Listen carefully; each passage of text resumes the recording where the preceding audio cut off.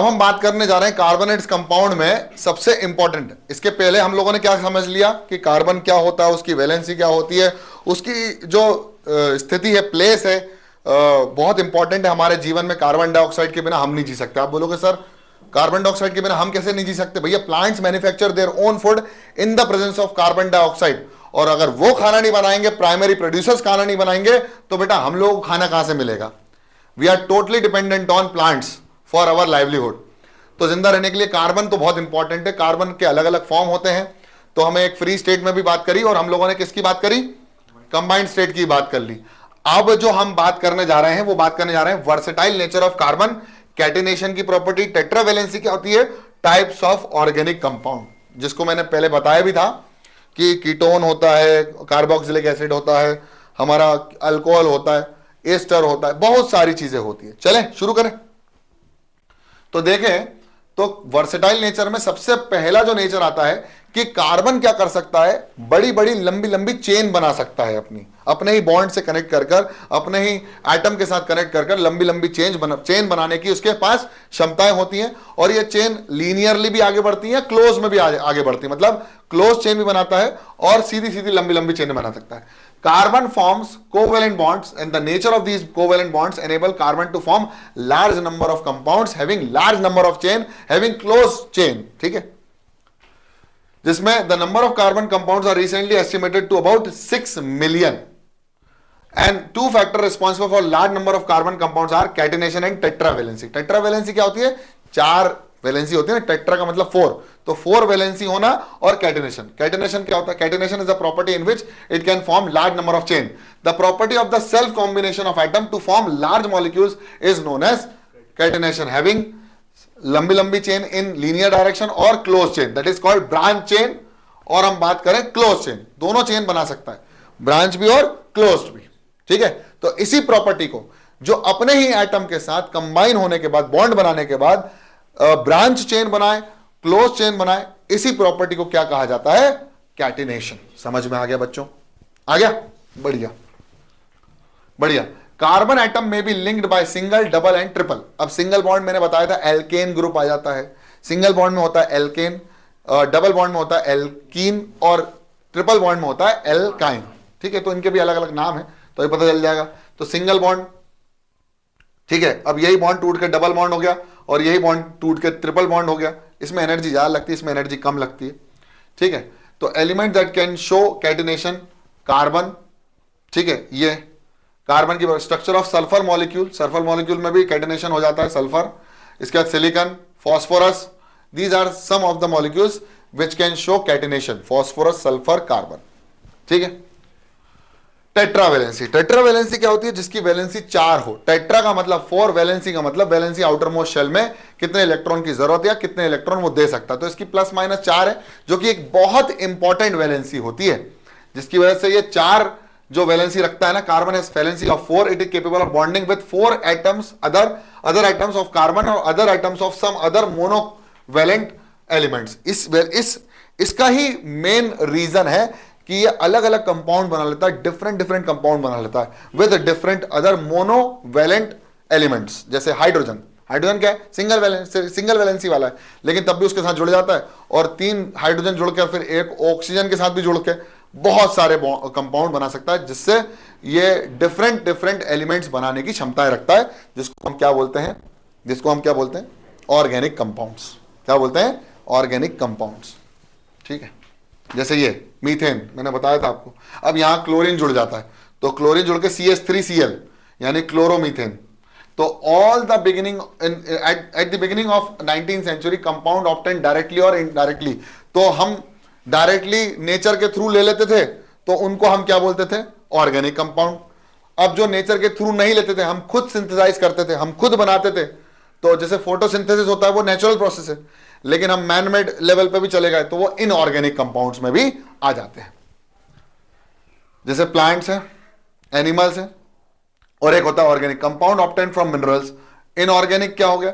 For organic compound it was postulated that a vital force was needed for their synthesis. Vital मतलब बहुत important, जो nature हमको provide करेगा। Just like देखो, तो यहां पर एक जगह जर्मनी, जर्मन केमिस्ट वोल्हर ने बताया। ये ठीक है, बहुत अच्छे हैं, लुक्स में भी बहुत बढ़िया लग रहा है। In 1828 he made urea from ammonium साइनेट।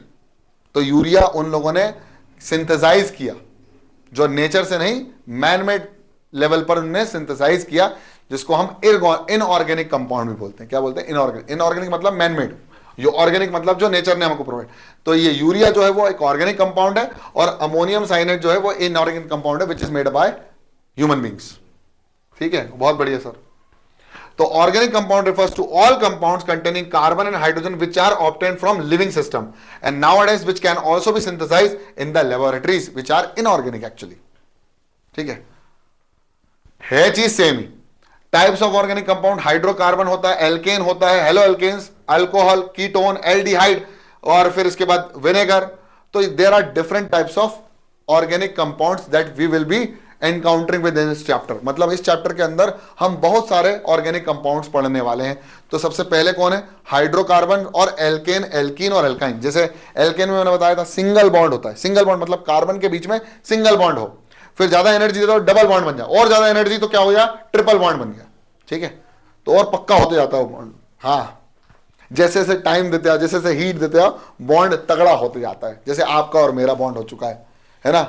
अब आप बहुत सालों से जुड़े हुए हैं, कुछ तो 5-5 साल से जुड़े हुए हैं, कुछ 3 साल से जुड़े, कुछ यूट्यूब से जुड़े हुए मेरे से, है ना। तो ये बहुत सालों से जुड़ी हुई जो चीजें, उसमें एनर्जी खर्च करी हम लोगों ने। मैंने आपके सामने बारूद जलाया, अपना अंदर का बारूद जलाया, तो आपको भी समझ में आया। आपने कहा यार नहीं यार ये टीचर ठीक है हमारे लिए। तो क्या हुआ? एनर्जी लगी तो बॉन्ड स्ट्रांग होता गया। अब हमको कोई नहीं तोड़ सकता सिवाय मौत।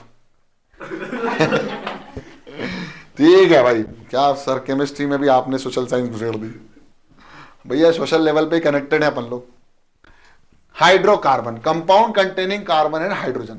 जहां पर हाइड्रोजन होगा, जहां पर कार्बन होगा, वहां हाइड्रोकार्बन होगा। अबे हाइड्रो का मतलब हाइड्रोजन, कार्बन का मतलब कार्बन। ठीक है, बहुत शानदार, बहुत बढ़िया।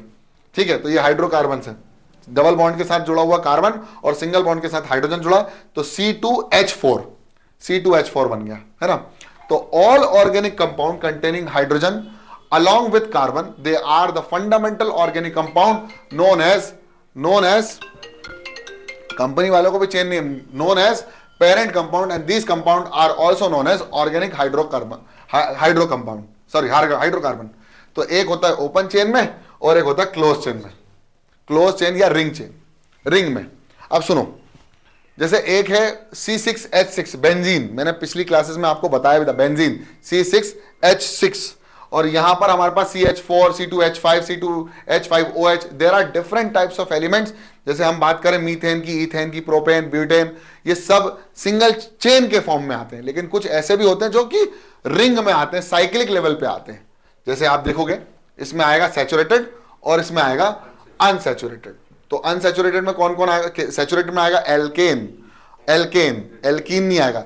जब डबल बॉन्ड हो जाता है, हाँ, सिंगल बॉन्ड वाले सिर्फ एल्केन होते हैं जो कि सैचुरेटेड होते हैं, और अनसैचुरेटेड कौन कौन से होते हैं? जो डबल बॉन्ड और ट्रिपल बॉन्ड वाले।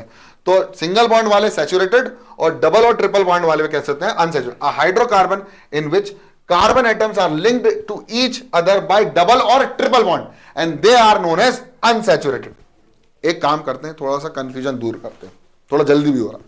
अब ये रिवीजन है यार, तो जल्दी होगा ही। सबसे पहली चीज, हमारे पास जो हाइड्रोकार्बन्स हैं वो दो तरह से हैं हमारे पास। सबसे पहले कौन से हो गए हमारे पास? पहले हो गए ओपन चेन हाइड्रोकार्बन, और दूसरे हो गए बच्चे closed chain ring cyclic hydrocarbon. Open chain में हमारे पास कितने प्रकार के हो गए? 2 प्रकार के। एक कौन हो गया? सैचुरेटेड, और एक हो गया अनसैचुरेटेड।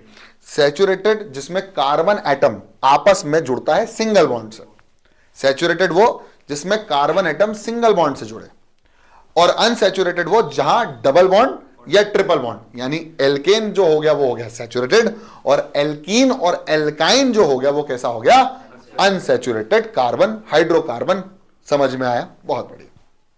ठीक है, तो यह हो गया एल्कीन और ये हो गया एल्काइन। ये डबल बॉन्ड से जुड़ेगा एल्कीन, और एल्काइन जो होगा वो ट्रिपल बॉन्ड से जुड़ेगा। ठीक है, बहुत बढ़िया।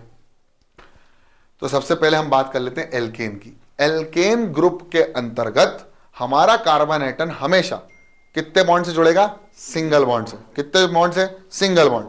सिंगल बॉन्ड से जुड़ेगा तो क्या बनेगा? एल्केन। और डबल बॉन्ड से जुड़ेगा तो क्या बनेगा? एल्कीन। और ट्रिपल बॉन्ड से जुड़ेगा तो क्या बनेगा? एल्काइन। बहुत बढ़िया। Single bond, double bond, triple bond. समझ में आया? तो जनरल फॉर्मूला जो बनता है वो बनता है कार्बन अकेला और 1 2 3 4 5 6। तो इसका एक जनरल फॉर्मूला बना दिया गया है जिसको हम बोलते हैं CnH2n+2। तो n मतलब number of carbon atom, n मतलब नंबर ऑफ कार्बन एटम। तो H के पास कितने आएंगे? 2n+2, मतलब जितने कार्बन होंगे उसका 2 टाइम्स +2, यानी twice more than 2 is hydrogen.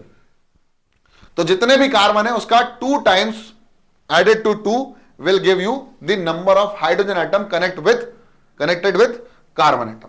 तो ये इसका जनरल फॉर्मूला। इसका है 2 टाइम्स, जितने कार्बन एटम उसका डबल कर दो उतने हाइड्रोजन, और यहां -2 आ जाएगा। यह आ जाएगा CnH 2 times of n -2, 2 come, double से 2 कम क्या आ जाएगा? ट्रिपल बॉन्ड के लिए। तो these are the general formula. Alkyne contain 2 hydrogen atoms less than compare to the corresponding alkene and 4 hydrogen atom less than compare to the corresponding alkane group. ठीक है, बहुत बढ़िया, बहुत बढ़िया। इसके बाद in alkanes ane indicate single bond, ene indicate double bond and yne indicate triple bond. ठीक है, but as you see alk is common for all, मतलब वहां पर रूट वर्ड एल्क मतलब क्या होगा? कार्बन और हाइड्रोजन माहौल होगा, कार्बन एटम। ठीक है, अब सबसे पहले रूट वर्ड याद रखना है। तो सबसे पहले 1 के लिए मैथ, 2 के लिए एथ, 3 के लिए प्रॉप, फिर आएगा ब्यूट, फिर क्या आएगा? पेंट, फिर क्या आएगा? Hex, hep, oct, nano, nona और डेका। ठीक है, बहुत बढ़िया। जैसे हम compound with 1 carbon atom is meth, compound with 2 carbon atom eth, compound with 3 carbon atom prop, compound with 4 carbon atoms but, but मत बोल देना इसको, है ना। Compound with 5 carbon atom pent, तुम्हारे पेंट ऊंची ऊंची पेंट है, हाँ। Compound with 6 carbon atom hex, compound with 7 carbon atom hept. अबे सेप्ट नहीं होता, सेप्टेंबर नहीं, सेप्टेंबर, हेप्ट, हेप्ट, हेप्ट, सेप्ट नहीं, hept. Compound with 8 carbon, octa core processor, octa core processor mobile में, है ना, ऑक्ट। नोनागन यानी नॉन, लॉल शॉर्ट फॉर्म, और डेकागन यानी डेक, दिसंबर नहीं। ठीक है, तो 1 कार्बन एटम होगा तो क्या बनेगा? Meth, meth, meth, eth, prop, but, pent, hex, hept, oct, non, dec. तो these are the root words. इनको बहुत अच्छे से दिमाग में छापना है। पहले तो फोटो कॉपी कर लो बेटा इन सब चीजों की, दिमाग में बहुत सही है ये सब चीजें, क्योंकि इससे ही बहुत आसानी से आप नाम बना सकते हो, बहुत इजीली नाम बना सकते हो बच्चों। ठीक है, आज तो परेशान हो जाएंगे अपन फोन पे। चलो ठीक है, तो फॉर्मेशन ऑफ हाइड्रोकार्बन में सबसे पहले सिंगल एटम में ये बन गया। तो देखो ये एल्केन ग्रुप का बना है तो उसके लिए मेथ एन, क्योंकि 1 कार्बन एटम था। फिर 2 आ जाएंगे तो हो जाएगा एन, इथेन। ठीक है, तो एल्केन में सिंगल बॉन्ड है तो एल्केन का एन लिया, और एल्क में हम लोगों ने कार्बन एटम गिने 1 2, तो हमने क्या बना दिया? इथेन। ऐसे प्रोपेन, ब्यूटेन, पेंटेन। ठीक है, इतना समझ में आ गया। अब जितने भी याद आए हैं एल्केन वाले वो सारे आप 10 तक बना के देख लो जल्दी से, फटाफट।